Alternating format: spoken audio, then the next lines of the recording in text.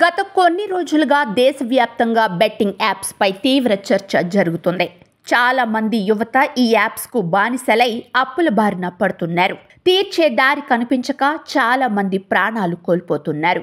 అంతేకాదు చాలా మంది సోషల్ మీడియా ఇన్ఫ్లుయెన్సర్లు ఈ బెట్టింగ్ యాప్స్ ప్రమోట్ చేస్తున్న నేపథ్యంలో యువతలో మంచి క్రేజ్ ఏర్పడుతోంది. రానా దగ్గుబాటి, మంచు లక్ష్మి, నిధి అగర్వాల్, ప్రకాష్ రాజ్, విజయ్ దేవరకొండ, అనన్య నాగళ్ళ, ప్రణీత వంటి స్టార్లు సైతం బెట్టింగ్ యాప్ల ప్రమోషన్లలో ఉన్నారు. వీరి ప్రమోషన్లను నమ్మి తక్కువ సమయంలో ఎక్కువ డబ్బులు సంపాదించాలనే ఆశతో ఈ ఊబిలోకి దిగి యువత జీవితాలను ఆగం చేసుకుంటున్నారు.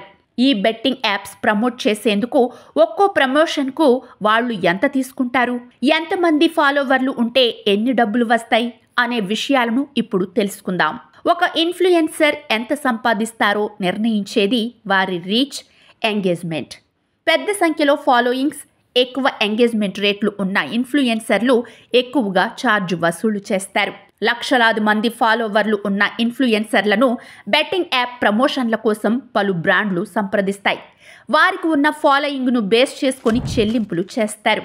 మిలియన్ ఆ పైన ఫాలోవర్లు ఉన్న వారికి పెద్ద మొత్తంలో డబ్బులు ముట్టజెప్పుతారు. మిలియన్ ప్లస్ ఫాలోవర్లు ఉన్నవారు ప్రతి పోస్టుకు 1 లక్ష నుంచి 5 లక్షల వరకు సంపాదిస్తారు. కొంతమంది అంతకంటే ఎక్కువ డబ్బులు కూడా తీసుకుంటారు. ఇక 50,000 నుంచి 5 లక్షల ఫాలోవర్లు ఉన్న వారిని మిడ్ టైర్ ఇన్ఫ్లుయెన్సర్లుగా పిలుస్తారు. వారికి ఉన్న రీచ్, ఎంగేజ్మెంట్ ప్రకారం ఒక్కో పోస్టుకు 20,000 నుంచి ₹1,00,000 వరకు వసూలు చేసే అవకాశం ఉంటుంది. కొంతమందికి మరికొంత ఎక్కువ అమౌంట్ కూడా సంపాదిస్తారు. చిన్న స్థాయి ఇన్ఫ్లుయెన్సర్లు కూడా బెట్టింగ్ యాప్ ప్రమోషన్ల నుంచి మంచి ఆదాయాన్ని పొందుతున్నారు. ఒక్కో పోస్టుకు 5,000 నుంచి ₹20,000 మధ్య సంపాదించే అవకాశం ఉంటుంది. వారి ఫాలోవర్స్ పరిమాణం తక్కువగా ఉన్నప్పటికీ మైక్రో ఇన్ఫ్లుయెన్సర్లు తరచుగా ఎక్కువ మొత్తంలో ఎంగేజ్మెంట్ రేట్లను కలిగి ఉంటారు. సోషల్ మీడియా ప్లాట్ఫామ్ కూడా ఇన్ఫ్లుయెన్సర్ రెమ్యూనరేషన్ను ప్రభావితం చేస్తుంది. ఇన్స్టాగ్రామ్ దేశంలో ఇన్ఫ్లుయెన్సర్ మార్కెటింగ్కు మెయిన్ ప్లాట్ఫామ్గా కొనసాగుతోంది. ఇందులో చేసిన పోస్టులు ఎక్కువ రీచ్ అవుతాయి. అందుకే ఎక్కువ మొత్తంలో రెమ్యూనరేషన్ పొందుతారు. యూట్యూబ్ వీడియోలు కూడా ఇన్స్టాగ్రామ్ మాదిరిగానే డబ్బును సంపాదిస్తాయి.